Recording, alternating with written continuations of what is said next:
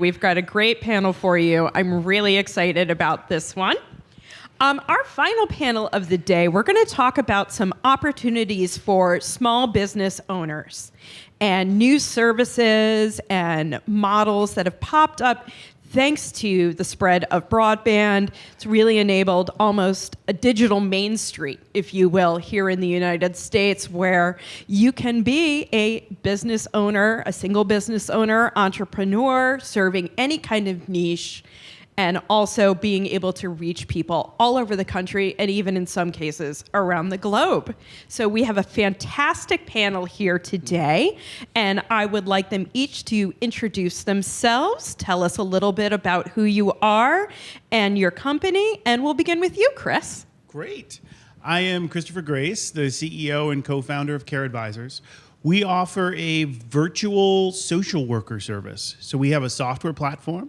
We'll contract with hospitals and health plans and community-based organizations to help them build a full ecosystem for social service management, automating things like enrollment in government benefit programs like Medicaid, cash assistance, disability programs, as well as getting access to social services from community-based partners for housing, food security, and about 18 other social need domains. And Ikram. Hello, everyone. I'm Ikram Mansori.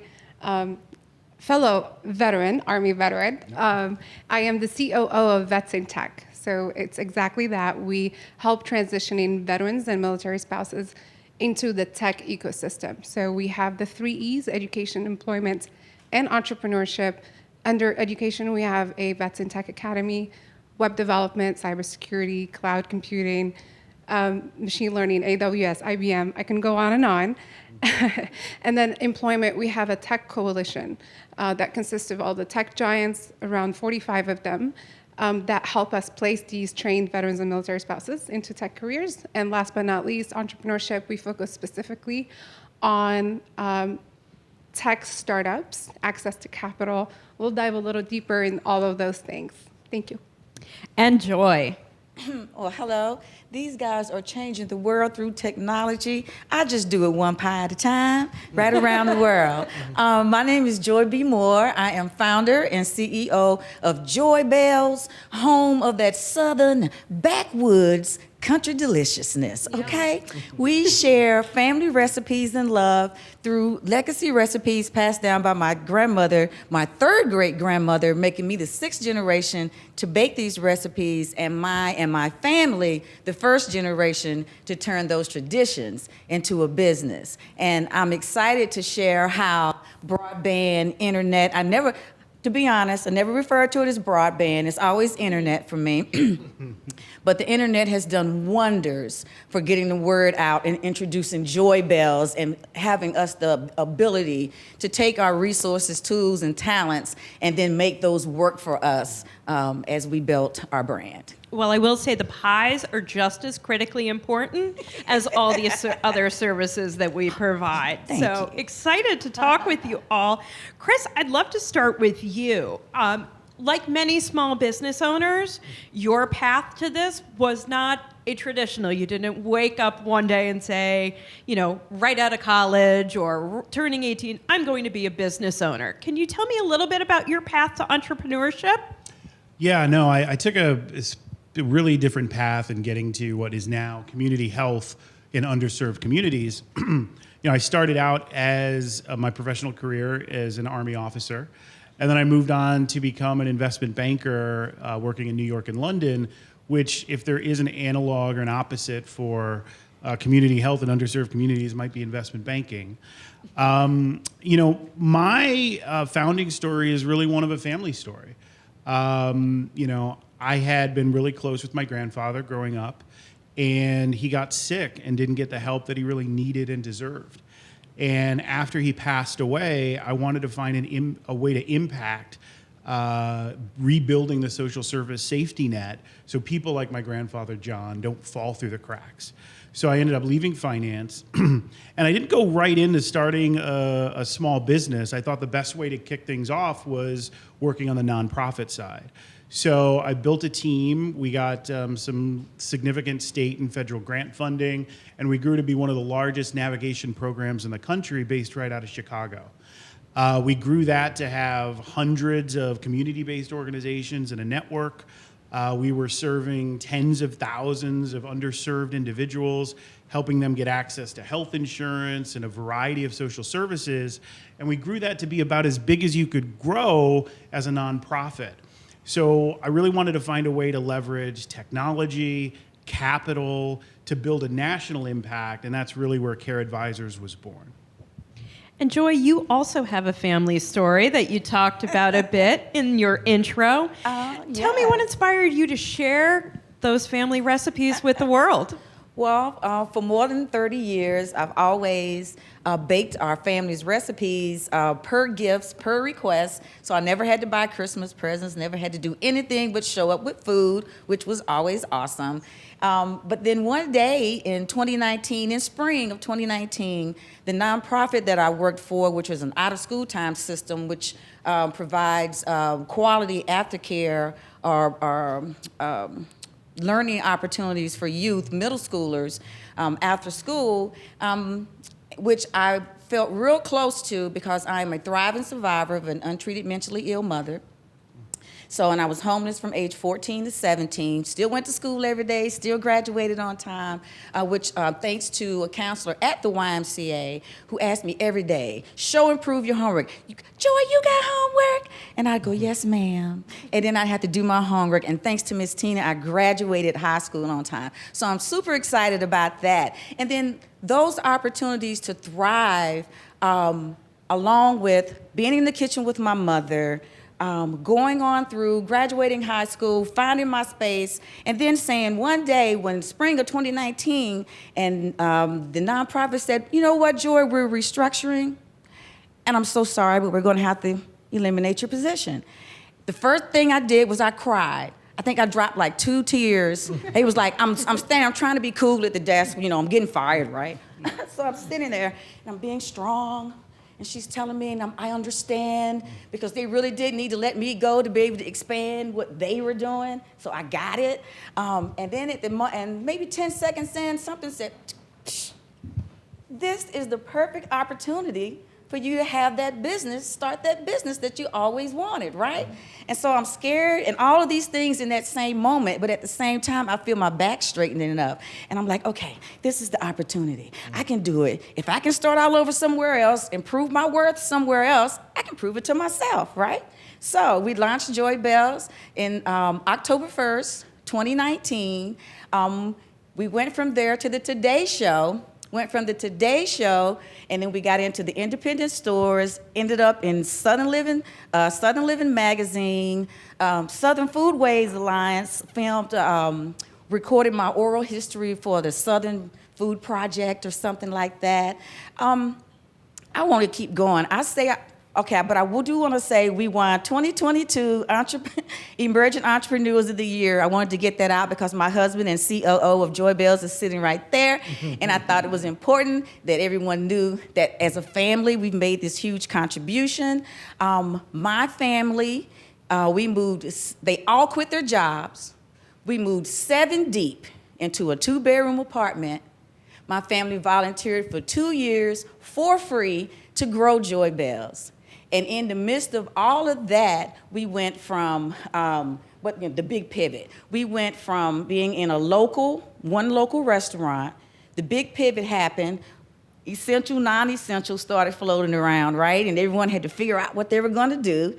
And that's when we discovered that we were manufacturer wholesalers for retail, honey. Couldn't tell us nothing, okay? And I don't believe we would have made it to that point without the pivot, because one, we were new to the industry, period. So pivoting, slowing down, stopping, gave us the opportunity to figure out who we are, where we lived within the space. And so then we took that and we just kept moving and growing. And I'm excited to say that we're in Sam's Club nationwide, Food Lion nationwide, and we're getting ready to release in Kroger's and be on QVC in October. So it's been a great learning, growing experience. And I will say, and I'm gonna stop talking because you have to do me like this. Okay. Okay. But to answer your actual question, okay? You've answered it well. Well, I just want to say thank you to all of the broadband, internet, all of you guys that are here that make that happen. Even before I had the opportunity to start Joyebells, just being on social media, and I wanted to sing. I wanted to be a singer. So I'm just, singing and making music. And I learned how to use the internet to capture someone's attention just then. So I had already started training on the internet broadband experience that helped set me up for Joyebells. Well, congratulations on your Entrepreneurship Award, and I'm excited to dive into some more of those things with you. Ikram, tell me a little bit about your path, because you're a combat veteran, you served in Iraq. How did you then come out of that experience to where you are now? Absolutely. So before I go to that conversation, one, I want to be Joy's friend. But where are you based out of? I'm Richmond, Virginia. And I'll be there. So back to my story, briefly, I'm an immigrant. So I moved to San Francisco when I was 16 years old from Morocco. And I had this experience. I went straight to a regular high school, And though I may look Latina, everybody would speak Spanish to me. And I didn't speak English, I didn't speak Spanish, but yet I had the life of, I had an amazing time. My professors cared deeply. And so I always say San Francisco has been this second mother to me. But I was fascinated with the military that I tried to join when I was 17. So a year into my immigration, I was like, yeah, ready, let's go. But my mother would not let me. She's like, you got accepted to great colleges, go to UC Davis, and then go from there. I do go to UC Davis. Only a year and a half later, I reach out to mom's best friend, who happened to be a recruiter, to enlist in the Army. So then I go airborne. I became a SIGINTER, Signal Intelligence Analyst. Went on to do 8 years in the Army as active and continued to work for the government after that. And I live life on this FOMO, so fear of missing out. San Francisco being home, being the hub of innovation, I was like, time to go back home. I should go back. I joined the tech industry. I worked at Twitter, leading some initiatives in, again, using signal intelligence, counterterrorism, combating children's sexual exploitation. For a few years, went on to do my master's in entrepreneurship and innovation. But back to my bachelor's degree, I finished it while in the Army. I took classes while deployed. And all because of the internet. So the military has adopted this online training and online education for our service members a long time ago, and I was a product of that. And so I pivoted to entrepreneurship shortly after my tech career, and I was hit hard. I failed fast. But it was a great learning experience, and in that, I've always been active and actively advocating in the veteran and military spouse space, whether that's access to capital or advocating for housing affordability. The list goes on. And I happen to work with VetsinTech for the past 4 years on a small capacity, but it was literally a combination of all things I'm passionate about. You've got the veterans, the military spouses, the intersection of entrepreneurship and innovation. It's a dream job.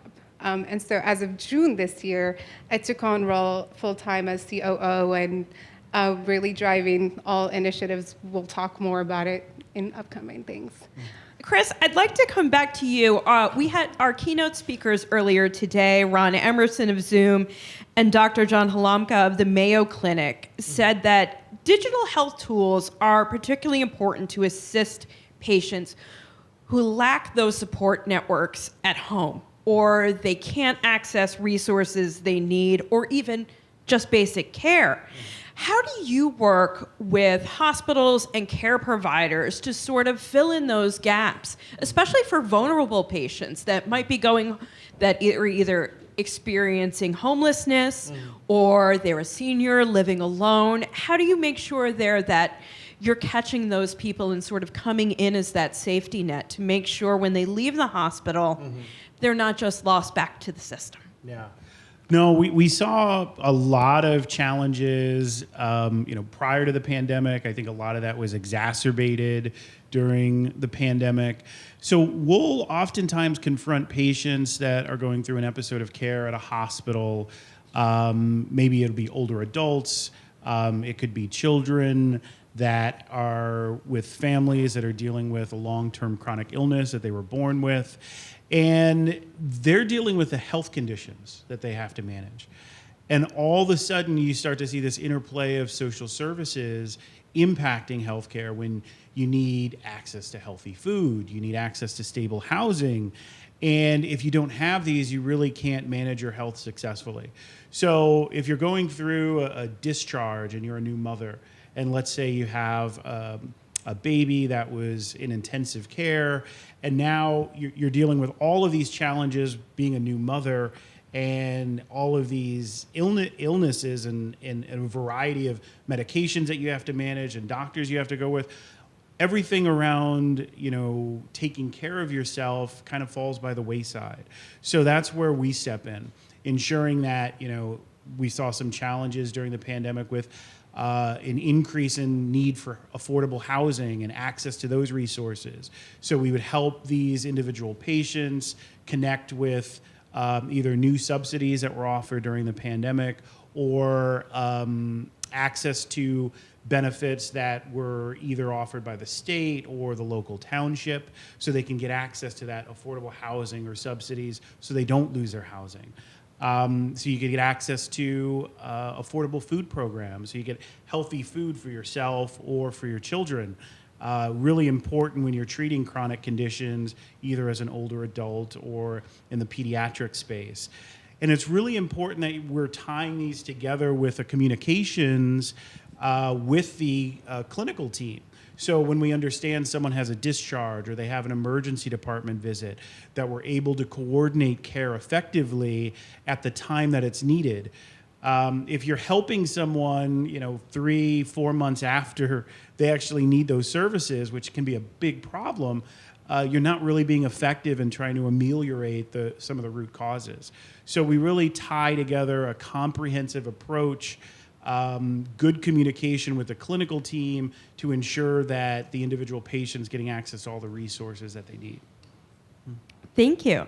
And Joy, we've all heard stories of businesses in the food and hospitality space suffering acute losses during the pandemic, and some of them continue to face hardships because of supply chains, rising costs for ingredients, retail space.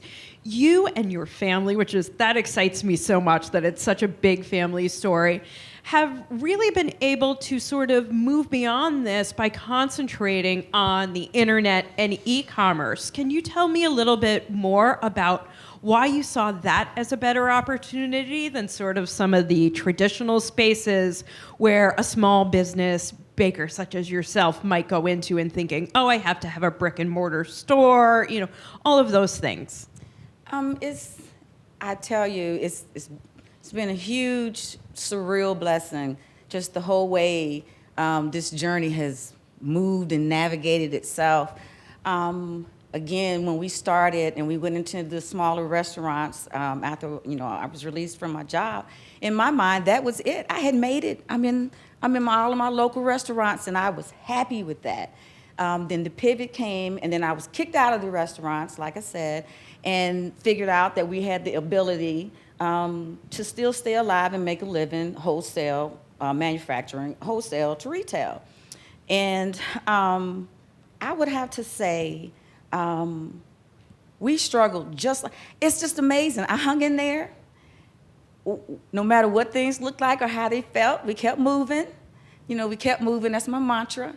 And I'm not even sure how we made it sometimes from point A to point B, and it was like, the monies and the dots would just always connect. We'd hold on just long enough, and then, here we got another paycheck. That's awesome. And then I had the opportunity once America was paying attention to small businesses in need of help and had grants available and you had access and all you had to do was go out and go for it and hopefully you got that grant. And I will have to say that I was able to raise $67,000 in grants for 2020, and that was still just barely enough.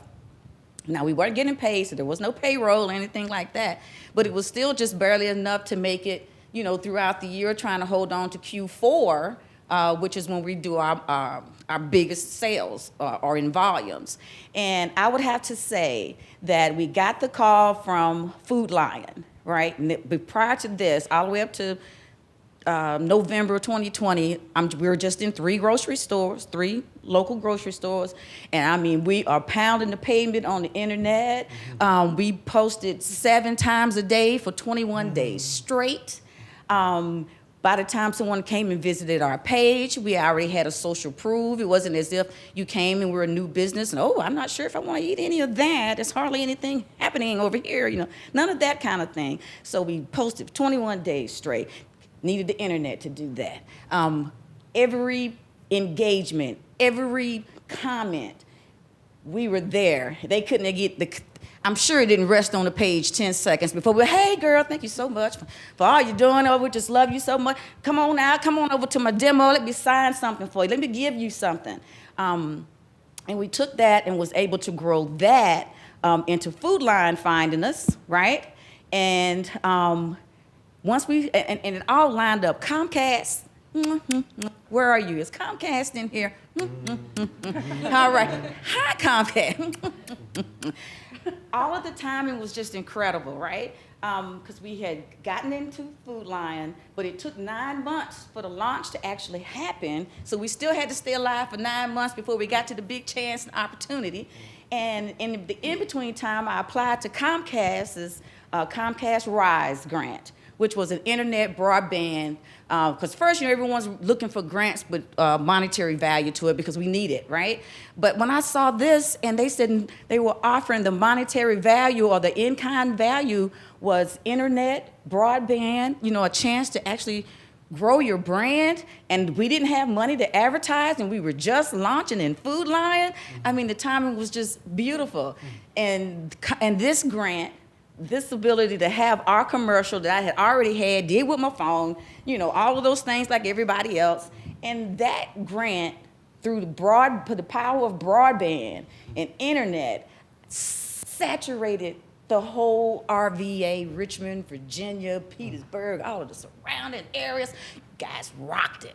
And we grew, and you would have thought we'd been in business for years. You know, people approached us as if we were this huge, huge company, which I believe we will be, so I'm not, you know, playing that down. But I'm just saying the power of the internet, the broadband, the reach, our launch would not have been as impactful. The reach would not have been so effective if it had not been for broadband internet. Because I have a big mouth, yes, but it's not that big, you know, so yes. That is great. And that's such an amazing story how you were able to hit all of these different things at the same time. Ikram, I want to turn, it's closely related to what Joy said about finding presence online. We heard earlier today from Erica with Instant Teams that military vets and their families were really the original digital nomads. Facts. And and it's not just in terms of, you know, connecting to remote work or new opportunities, but it really is that community and the support of connecting with each other online for shared experiences. How important is that to what VetsinTech does? And how do you make sure that you're fostering that sense of support and community that the clients that you serve know so well? Absolutely. It's been transformational, right? I think the pandemic has advanced us in many ways. In general, not just VetsinTech. We've always preached the importance of remote work because it does provide amazing opportunities to veterans with disabilities, military spouses who are constantly on the move. And these communities do come from like a highly trained, super disciplined, ready to work, will get the mission done. The grit is there, but we continuously fail to provide opportunities that could cater to their needs. One of the things that tech does, aside from remote, is this financial stability. So tech careers, on average, it's a six-figure income, right? And all we need to do is retrain the force, and these communities do it really well. So in general, around 250,000 veterans or service members exit the military every single year. 80% don't necessarily have any plans and do end up unemployed. And so this causes many stressors. They aren't able to provide for their families, they aren't able to progress, and so on. So our focus in tech and the tech ecosystem is extremely important, not to mention how innovative this community is. So before I move on to the VetsinTech portion, 49% of veterans post-World War II went on to start businesses. So today, 10% of all US businesses are veteran-owned. That contributes to $1.3 trillion in revenue every single year, and they hire over 6 million people. So now, post 9/11 veterans, it's at 4.9% pursuing entrepreneurship. And that is absolutely beyond unacceptable, and we're working collectively to solve for this issue. Nonprofit, private sector, government, we're all coming together to address some of these issues. Which brings us back to VetsinTech and the opportunity and the growth we've had during the pandemic because of the internet. So pre-pandemic, we did in-person classes and some online courses. We had a community of 25,000 members, and we trained around 200 to 250 veterans and military spouses a year. This was pre-pandemic. Today, we're training 1,000 veterans and military spouses, 500 in cybersecurity, and the other 500 are across web development and other courses. And all because we went virtual. Our community now is beyond 75,000. So in a few years, we went from 25,000 to 75,000.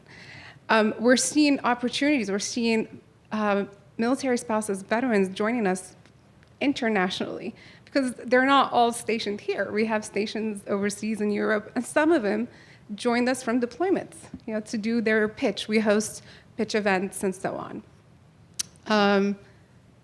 And so this year we turned 10 years old. Catherine Webster, the founder and CEO of VetsinTech, comes from a family, a military family, and she saw an opportunity that was not provided for veterans around entrepreneurship in tech and careers in tech. So she started VetsinTech with the support of Craig Newmark.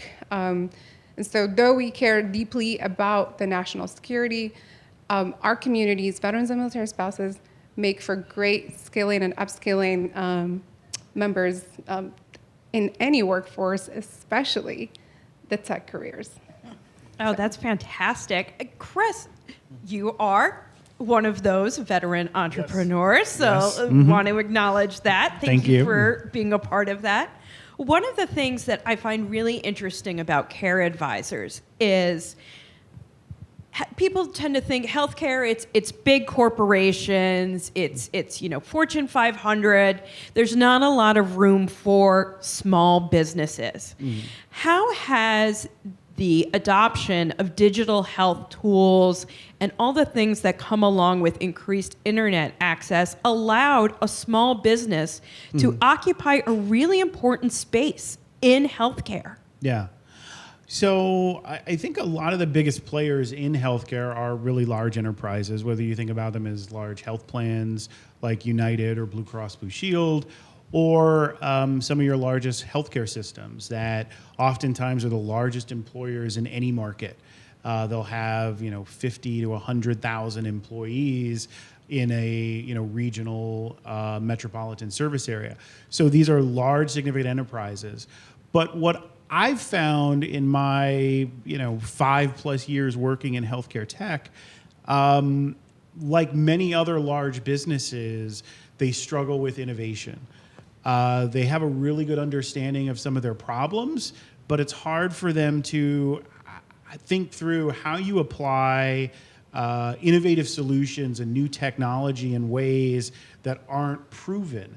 And who's going to take the risk, and who's going to manage that, and who's going to figure out the new path and break down those walls.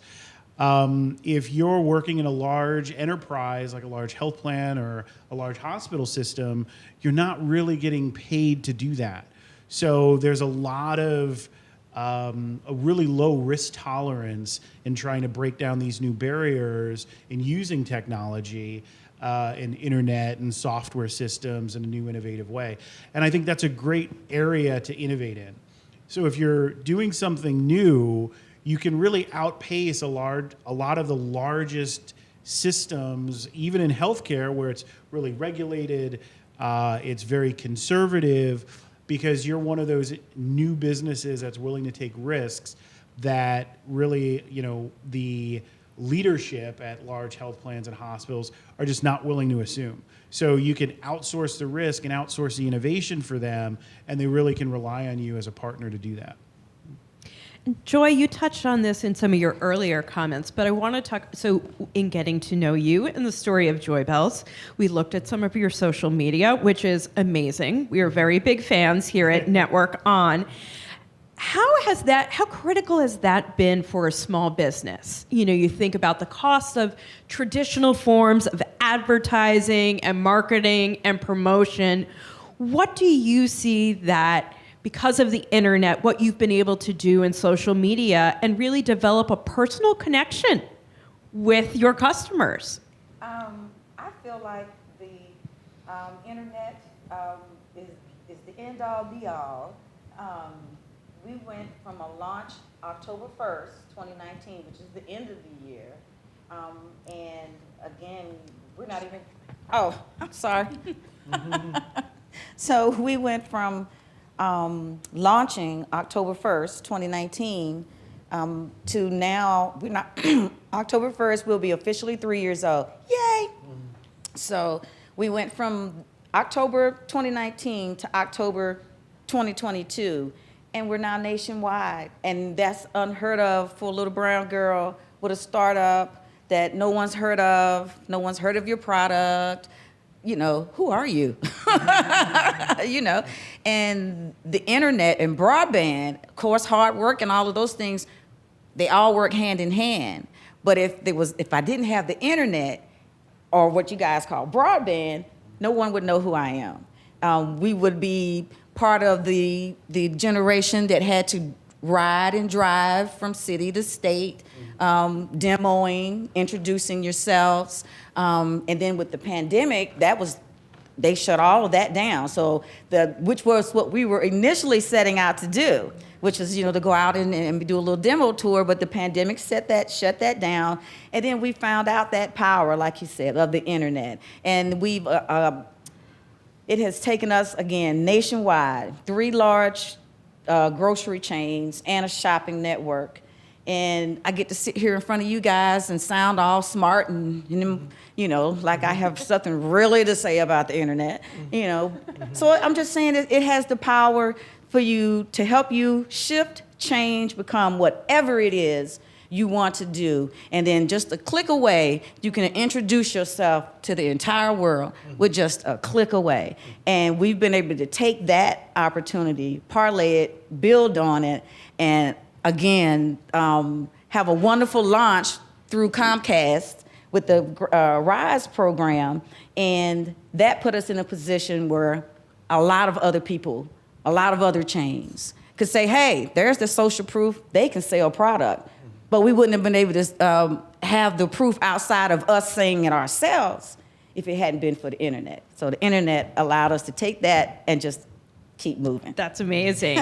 And that's something that VetsinTech is quite a bit quite a part of.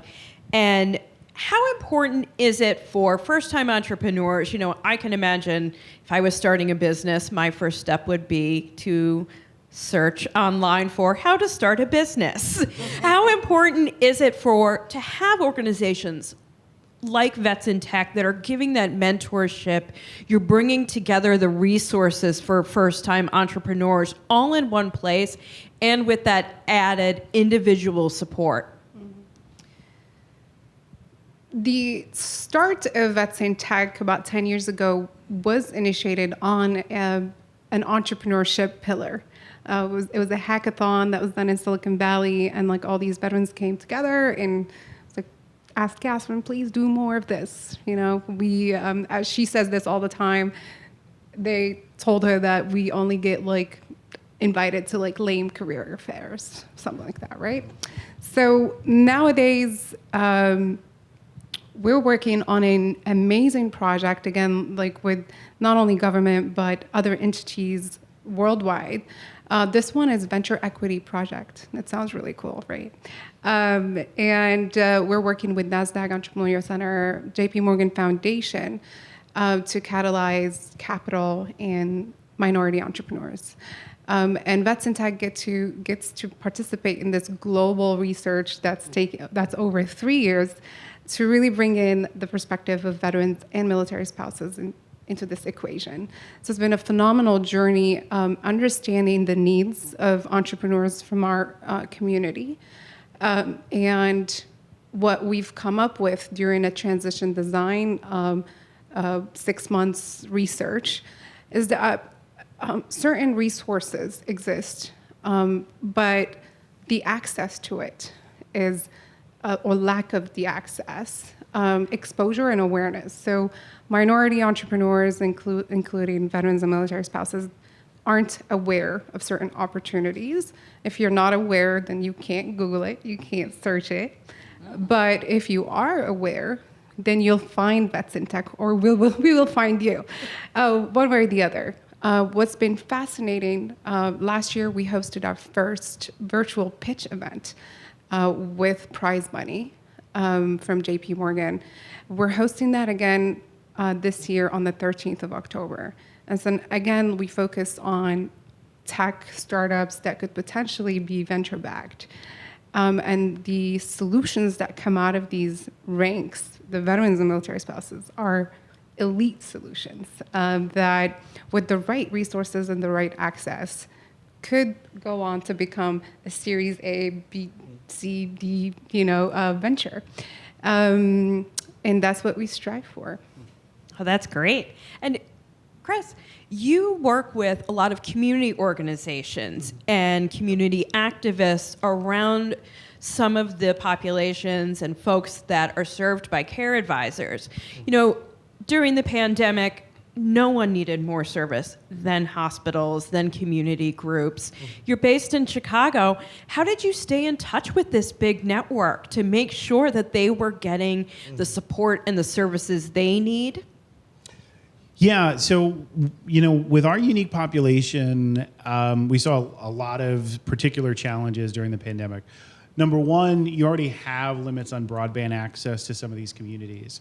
So it's, you look at the South Side or the underserved community in any city throughout the country, and you're going to find a lot of challenges on internet access, broadband access, and then limitations on connectivity with some really pivotal resources, including the healthcare system, basic social services. So what we really wanted to do is leverage our tech infrastructure. So we offer a broad software platform. We built a web-based application that was really customized and tailored for device over a mobile access. So you didn't have to download a mobile app, but you could get not only text messages, but a full rich interface on your mobile phone to enroll in government benefit programs. Without this type of software support, you'd have an individual that would have to go to a public library to print off paper copies of their pay stubs, to try and then upload them to a government website so you can get access to those benefit programs.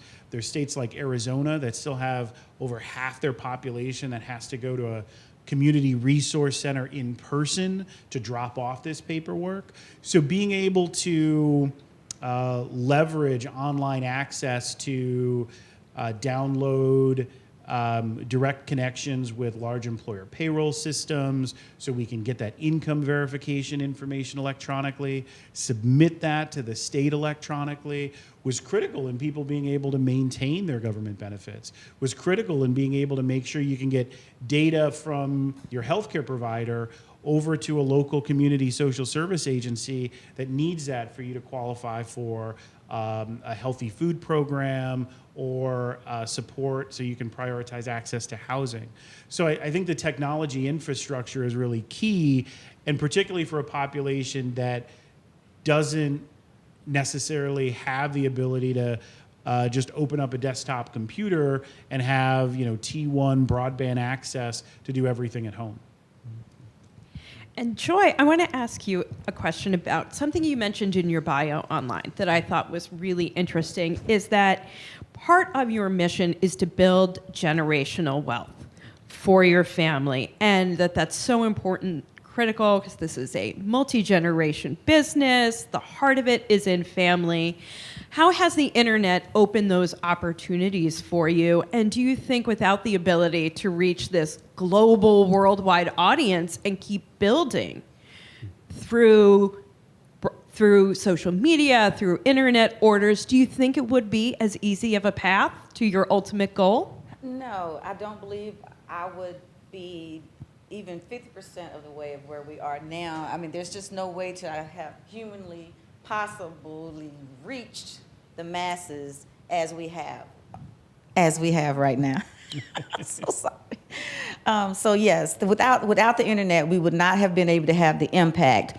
My family, generational wealth, I just know that as a child growing up, homeless, living in abandoned houses, eating out of dumpsters, trying to figure out how I was going to make it from day to day, I just knew that once I had my family, that we would do as many things together as possible, strongly together. Little did I know that would be a business. I'm so excited for that, so thankful for all of the support of the family coming together, but it would not have happened in the manner and as quickly as we wanted without the power of the internet. And I think that speed is really important, and that is what's changed. And now entrepreneurs such as yourself and your family can build family businesses again. I think that's something that we've come away from a little bit. But now with online platforms for selling things, you're able to sort of reconnect that. Well, look, seeing as our family didn't plan to go into the family business of baking, so everyone's coming with limited knowledge aside from our COO, who his whole career was in the food industry. But through the internet, Zoom, training, Safe Serve, I mean, just all of the things that we did to put our foundation in place, train my family to be able to be in the kitchen, running the business. All of those things we did online, online classes. So I do my meetings online. I had my pitches, my very first food show, trade show pitch was virtual and online because they had shut down, in-person trade shows. And I just knew, oh my God, we're not gonna be able to get anywhere because they're shutting down the trade shows. And then here comes the internet, here comes Zoom and all of these other things that says, hey, boom, come on in the room. And we were able to keep moving, so. Oh, that's really incredible. Ikram, tell me some of the success stories from VetsinTech. Are there any particular companies or projects that have come out of VetsinTech that you really thought, wow, where was this before? That's on a daily basis. Love that. It's been really a phenomenal journey to participate and partake in.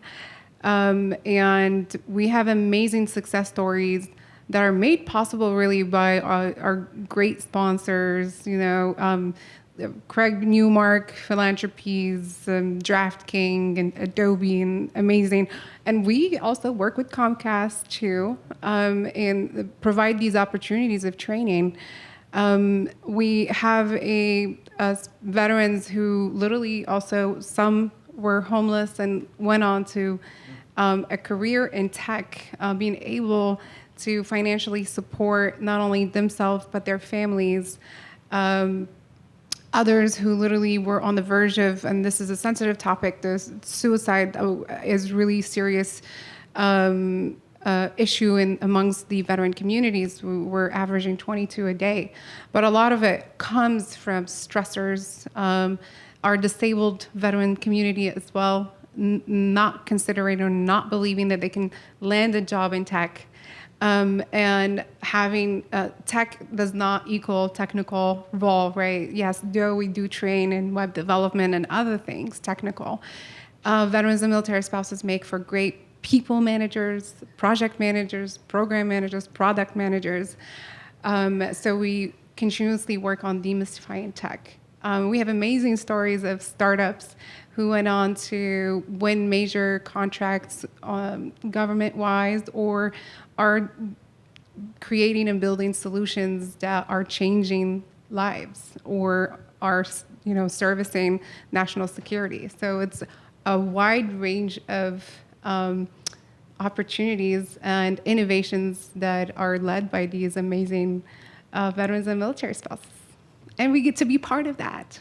That's the best part of it, is watching it happen and seeing that growth. So I have some questions for all three of you. And Chris, I'll start this one for you. What I think is so interesting about the three of you coming together here is you're all passionate advocates. You're thinking of things from a philanthropic perspective about bettering your communities. How has internet access help you achieve those goals as well through your businesses? Yeah, so if I think about for my unique path, I started out as a nonprofit, and we really weren't using a ton of technology at that time. We had a vision for it, but it wasn't the number one priority. And in transitioning from the nonprofit to founding Care Advisors, some of the gaps that we saw were really the ability to communicate with a broader network of community-based organizations. So we're in, I think, about 15, 16 cities now, and each one of the cities we have a network of a couple hundred community-based organizations. That wouldn't be possible without leveraging technology to track every case or every individual community member and their specific workflow on getting access to a particular benefit. When we look at the data sets that we have and accumulate and be able to pull that data in, analyze it, and then help our health plan and large hospital partners see the impact of a food security intervention and how much that changes someone's avoidable utilization of the emergency department or avoidable hospitalization. Telling that story, leveraging the data that we get from those networks is critical. So it really opens up the door for significant innovation and impact that you can really scale. And Ikram, you've touched on some of the issues that are unique to the veteran community right now. How has that helped by just simply sharing stories online of what people are going through? Do you find that because of the work that you do, it builds those deeper connections and people are able to share what they may have felt was like an isolated experience with a whole community? Definitely. We continue, our biggest efforts do fall in that demystifying and breaking these boundaries or stereotypes that we have on veterans and military spouses, specifically veterans that we're all broken or aren't able to work in tech or pursue an entrepreneurial route. So hearing these stories, sharing the failures and the successes, the many ways of approaching entrepreneurship, it's all individual needs of that organization. And so we take really almost a babysitting, hand-holding role with our tech ecosystem or startups, we take the time to sit down with them and figure out their immediate needs and where they need to be, and provide guidance. So our startup network is an expansive, forever growing ecosystem, and we address anywhere from policy, because to impact change, we definitely have to consider policy, to access to capital, and that under that it's financial health, it's it's wealth, it's generational wealth, it's a number of things. And so we can't just put Band-Aids on like one thing, like we really have to address the core issues. And we're afforded that opportunity because of the internet. We're able to really crank not only on events but programs, because we're able to publish them, host them virtually, and others who outside of major cities where we used to be are able to join us, are afforded that equal opportunity of access to resources through internet. And Joy, how about for you? You've shared some of your personal background in your story. How much would it have made a difference for you to know, okay, I can do this? If you had heard from someone who came from a similar environment, had similar experiences, as I love that you're so passionate in sharing that to inspire other people. Oh, that's just like the perfect question. Because as I sat here and I thought about it, yes, because of the internet, because of the ability to reach out, we were, as our story was shared and told through the internet, untreated mentally ill mother, abuse, homelessness, finding my way. As the story tells itself through the internet, we find our tribe. The tribe reaches out.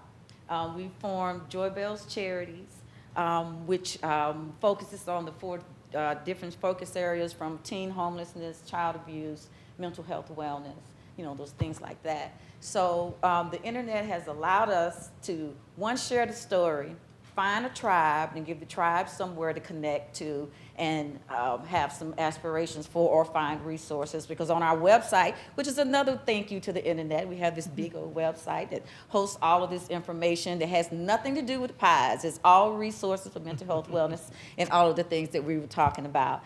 And thanks to that, we've been able to be effective. I visit, and I've been invited to all the boys and girls homes around Virginia, sharing the story with them, senior connections, sharing the story that it's still not too late to find your dream. It's just afforded us to find the tribe and to be able to speak to the tribe. And Sam's Club acknowledged all of our work and community impact and donated $25,000 on our behalf to the YMCA. Oh, because that's fantastic. Because the YMCA is like my first lift up in the community of the reach out. So. Oh, that's terrific. All right, now kind of a fun question. We talked with some of our other panelists about what was sort of one personal thing the internet has been able to bring to you. I talked a little bit earlier about how I love not having to fight people at the gym anymore at 5 p.m. for exercise equipment, because now, thanks to all these new fitness services that are online, I can work out at home anytime I want. So Chris, do you want to share something that's really meant a lot to you personally and just improved your life in any way? Yeah, sure. So me and my wife, we had a baby right before the pandemic. And this was probably about early March, and I think everything shut down March 20th or so. Yep.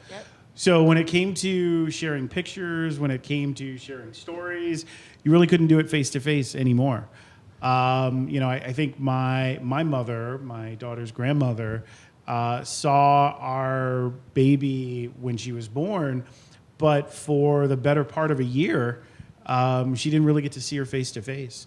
And, she lives she lives in the same building. She's just a couple stories away. But given, the confines of the pandemic, really getting together as family was extraordinarily challenging. So the ability to do Zoom calls and get together, I think was critical. And it also really changed the way that we think about kind of documenting your family life, because now you can record it, you can share it, and I think that's an important innovation that you saw, not only because of the internet, but in the pandemic where you were forced to rely on these tools a lot more. I think you found a certain richness in trying to engage in really innovative ways. And Joy, how about you? I was sitting here thinking, I don't know. There's no one particular standout for me. I love the internet. Didn't know it, but I do.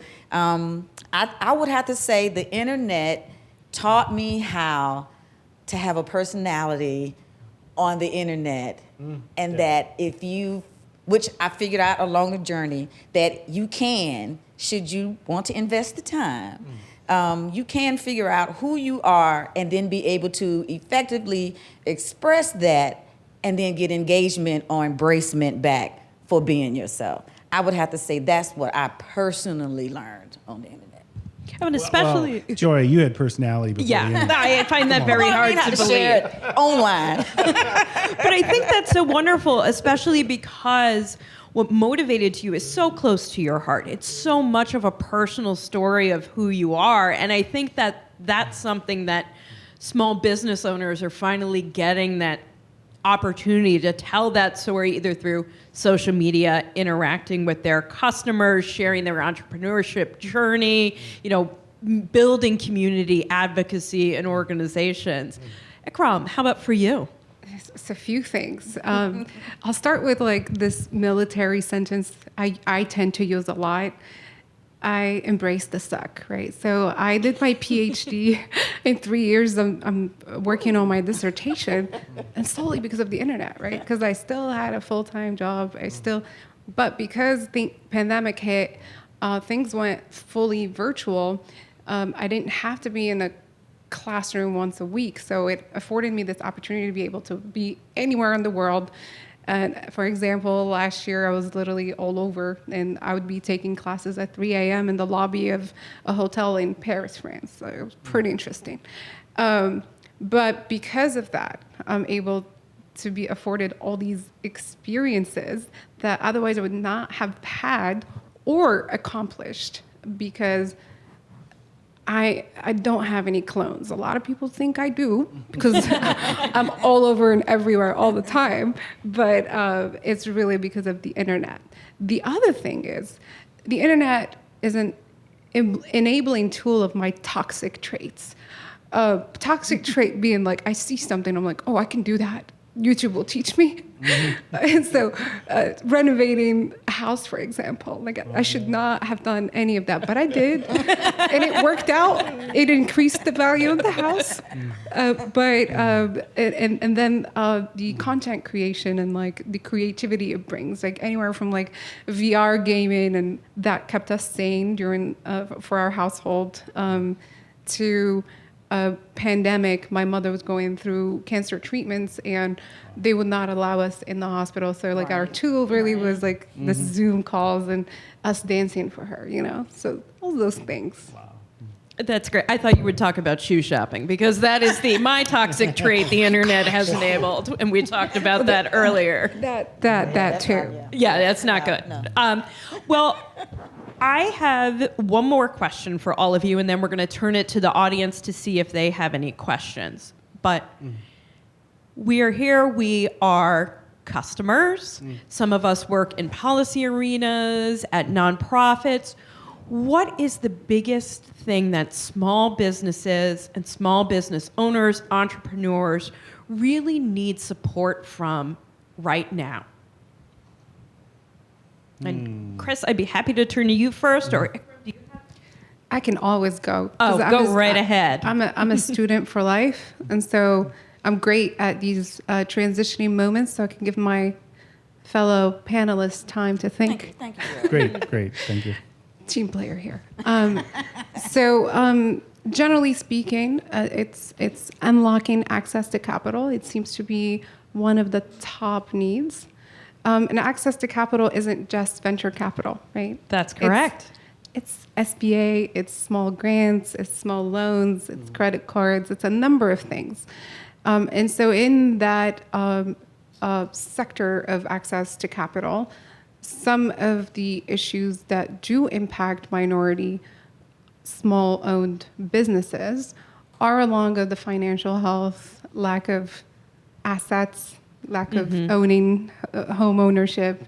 Again, I can go on and on about this. So working collectively to solve and provide opportunities, not necessarily the opportunities exist, but providing access, exposure, awareness to these opportunities and expanding on them would be fantastic.